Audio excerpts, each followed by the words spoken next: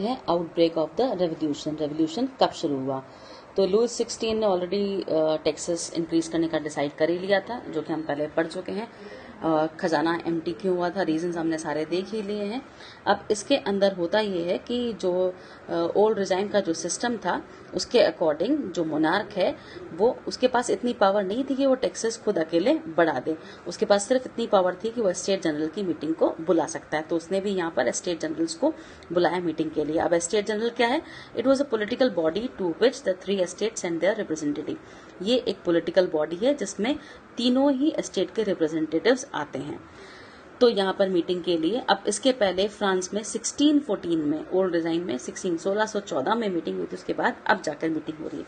तो 5 मई 1789 को राजा ने, लुइस 16 ने जो स्टेट जनरल की मीटिंग के लिए प्रपोजल आगे फॉरवर्ड करा, जो कि टैक्सेस बढ़ाने के लिए था।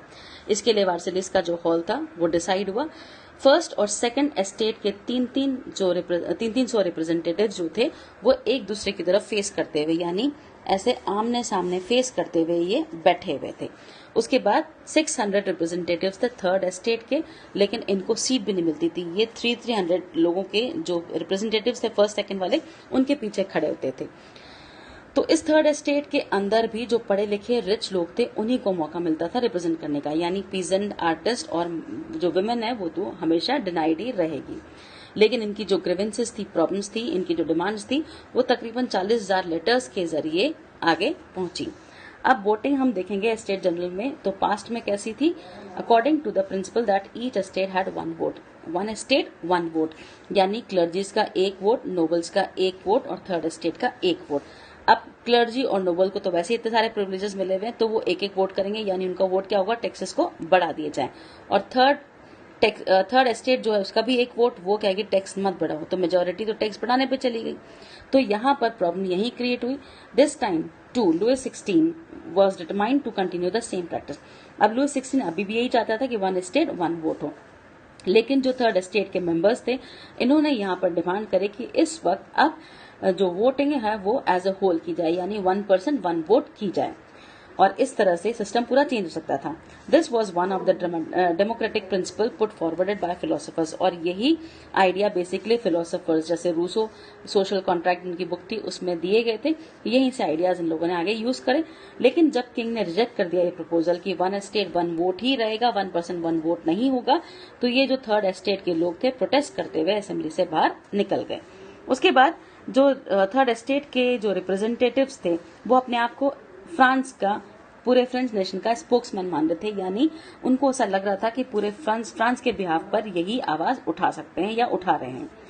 तो 20 जून को they assemble in the hall of an indoor tennis court in the grounds of Versailles. उसके बाद वर्सिलीज का एक टेनिस कोर्ट हॉल था, उसमें ये 20 जून को इकट्ठे हुए और यहाँ पर इन्होंने अपने ग्रुप को नेशनल असेंबली डिक्लेयर कर दिया और शपथ ली, कसम खाई कि हम यहाँ से तब तक डिस्पर्स नहीं होंगे, हम यहाँ से तब तक नहीं जाएंगे जब तक हम फ्रांस के लिए एक कॉन्स्टिट्यूशन नहीं बना लेते और राजा की जो पावर उसको हम लिमिट में नहीं कर देते।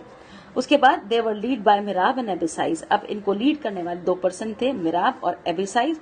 मिराब जो कि नोबल फैमिली में पैदा हुआ था, लेकिन जो थर्ड एस्टेट की प्रॉब्लम थी उससे वो काफी कन्विंस था। जो ये फ्यूडल प्रिविलेजेस इनको फिजूल के जो मिले हुए थे फर्स्ट और सेकंड कैटेगरी को, उसके खिलाफ था, इसीलिए इनका ये लीडर बन के सामने आया। उसके बाद ही brought out a journal and delivered powerful speeches to the crowd assemble at Versailles. इसका एक जनरल भी आया था और पावरफुल स्पीचेस भी इसने वर्सिलीज के जो ये लोग थे थर्ड एस्टेट के, उनको रिप्रेजेंट करते हुए उनको सुनाई, उनको एड्रेस करते हुए। उसके बाद एबिसाइज जो है ये बेसिकली प्रीस्ट था। इसने भी एक इन्फ्लुएंशियल पैम्पलेट लिखा था जिसका नाम था what is the third estate, क्योंकि ये भी काफी कन्विंस था थर्ड एस्टेट की प्रॉब्लम से और जो प्रिविलेजेस फिजूल में मिले हुए थे उसके भी ये खिलाफ था, तो ये भी इनका साथ दे रहा था। उसके बाद हम देखते हैं till the National Assembly, while National Assembly was busy at Versailles drafting a constitution. तो जिस वक्त नेशनल असेंबली बिजी थी अपने लिए संविधान बनाने के लिए फ्रांस के अंदर और भी ज्यादा कुछ उथल पुथल हो रही थी। काफी ज्यादा सर्दी का टाइम था, फसलें खराब हो रही थी, अनाज के दाम बढ़ रहे थे, बेकर्स जो थे वो एक्सप्लॉइट करते थे, सिचुएशन का फायदा उठाते थे, सप्लाईज को उसका ब्लैक मार्केटिंग करते थे या उसको छुपा के रखते थे ताकि डिमांड और ज्यादा बढ़ जाए, प्राइस और ज्यादा बढ़ जाए। फिर उसके बाद काफी घंटे जो लॉन्ग लाइन में लोग खड़े रहते थे बेकरी के बाहर भी, औरतें परेशान हो जाती थी, उनको अनाज वगैरह नहीं मिलता था, तो वो काफी गुस्से में फिर वो तोड़फोड़ पर आ जाती थी। इसी टाइम पर किंग ने अपनी जो ट्रूप थी उसको भी ऑर्डर करा पेरिस की तरफ मूव करने के लिए। 14 July the agitated crowd storm and destroyed the Bastille. और जो हमने इंट्रोडक्शन में देखा था, इसी कारण से 14 जुलाई को जो ये क्राउड काफी परेशान हो चुका था, इसने बेस्टाइल के किले को तोड़ दिया था। क्योंकि गांवों में भी अफवाहें फैल रही थी अलग अलग गांवों में कि जो मैनर, जो बड़े लैंडलॉर्ड्स वगैरह हैं यहाँ पर, जो एस्टेट है, जिनकी बड़ी बड़ी जमीनें हैं यहाँ पर, तो इन्होंने भी अपने बैंड्स ऑफ ब्रिगेंड्स, इन्होंने भी अपने आर्मी वगैरह हायर कर रखी है, अपने साथ काफी सोल्जर्स हैं जो कि हमारी फसलें, जो कच्ची फसलें हमारी, उनको खराब कर सकती हैं, ताकि और ज्यादा सिचुएशन खराब हो जाए और हम लोग बिल्कुल मोहताज हो जाएं।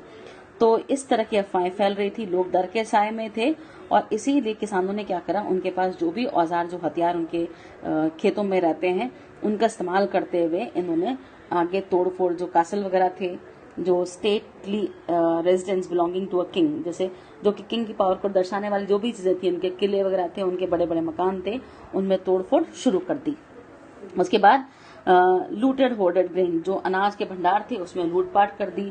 जो डॉक्यूमेंट्स, जो कि मेमोरियल ड्यूज, जो कि इनके ऊपर किसी भी तरह का कर्जा या टैक्सेस को दिखाते हैं, वो सारे ड्यूज इन्होंने जला दिए, वो सारे डॉक्यूमेंट्स इन्होंने जला दिए।